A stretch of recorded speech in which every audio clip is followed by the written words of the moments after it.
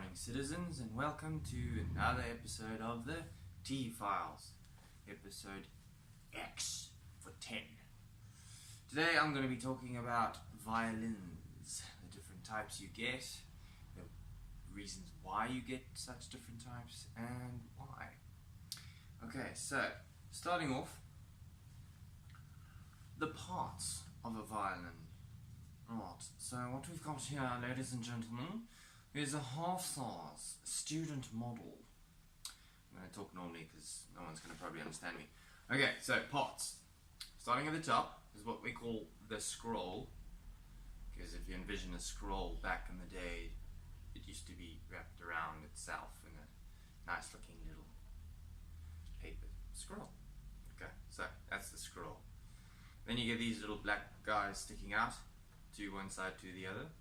Those are called pegs, violin pegs.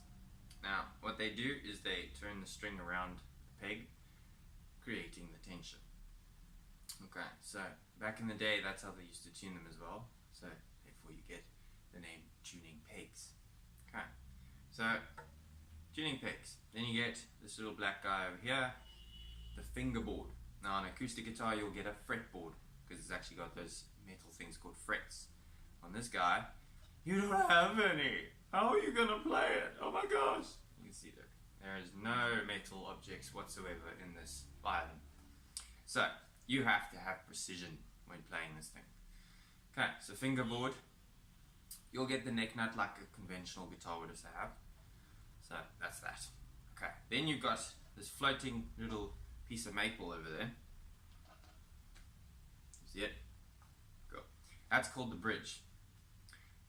That's made from impregnated, careful now, impregnated maple. So they actually infuse the glue with the wood to make it stronger, because it does take a lot of tension. Okay, so bridge. Then you get the tailpiece, this little guy here. He gets wrapped around the violin peg, another peg. That's just the gut peg, or whatever you call it, which is, if you can see there, that little black strand, that's called the gut, which we'll get into later. And then the chin rest, this little black guy over here. Call it a chin rest because you rest your chin on it. Okay. Then fine tuners, these little silver guys. Now they call them fine tuners because when tuning it up here, it goes yeah. So the fine tuners allow you to tune it better and more precisely. Okay. Then you got your F-holes, which you normally find on jazz guitars as well, but yeah, that's basically the sound holes that allows the sound to come out. Okay, so, and then you got your top, sides, and back, just like you would in a normal acoustic guitar. Alright, so this particular one, like I said, is a half size student model. So what I mean by student model is the top is not solid, neither is the sides and back. So it's just a standalone entry-level violin. Okay. They normally come with cases and bows and all that kind of stuff, which we'll get into later. Okay, then you move on to your higher grade ones, like this one over here. Obviously, size difference, this is now full size.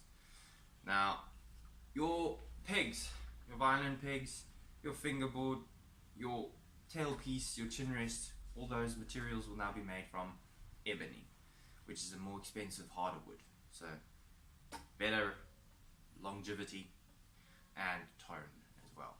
Because if you envision, ebony is very hard, the resonance is better, the sustain is better. You catch my drift. Okay, so this particular model is a solid spruce top with a very nice grain. It's aged spruce. And then your back and sides will be your flamed maple, not standard maple like you'll get on the student models. Again, all solid. So this thing is a beast when playing, as opposed to the student models. So the more you spend on a violin, obviously the more the sound projects out of it. Okay, so same principle as the other one. Violin pegs, fine tuners, tailpiece, chin rest, fingerboard. Okay, catch my drift. Alright, now that's your acoustic violins. Then you go to another level, like this guy. now this is what we call a solid body electric violin. As you can see, or here, there is no volume. So it's a solid chunk of wood as opposed to your hollowness that you would find on the acoustics. Same concept, pretty much, except for the fact that this big black pad of plastic at the back here holds a preamp inside it that gets powered by a 9-volt battery. So what it allows you to do is go straight into the amplifier and create much more tone from the violin. So more volume, more bass, more treble, etc, etc. But as I say, it's a silent instrument, so you can't hear it when you're unplugged. You have to plug it in. So for more concert style playing, this guy would be a better option. They come in different colors as well, black, translucent red, all that kind of stuff. You can even get some serious pink ones, which I'll actually add to the link below for you guys to watch. It's quite interesting. Give it a check. Okay, so violins. Alright, now, a lot of people don't know this. This is where the truth comes in, and I'm going to give it to you truthfully. Okay, so back in the day, they didn't have such thing as steel strings, and we're talking the 1900s, etc, like that. They didn't have steel string manufacturing companies to make them. So what they used to do is they used to use animal intestines.